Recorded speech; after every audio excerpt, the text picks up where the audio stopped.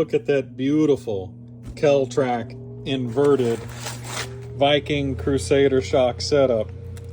This is going on the S650. Let's get the wheel pulled off, get these popped on. All right, car is up on a jack.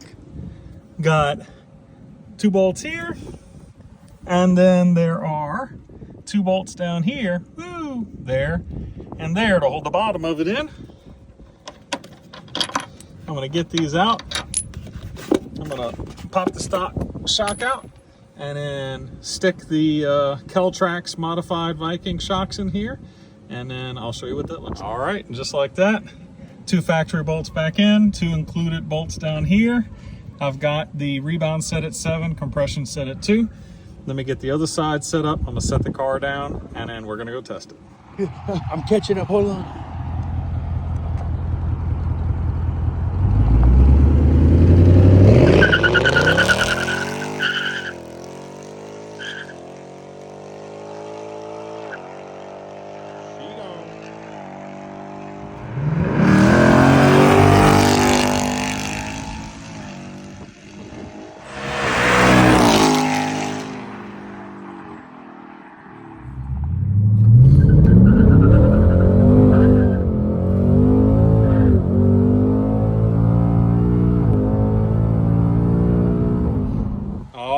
And just like that, testing is done.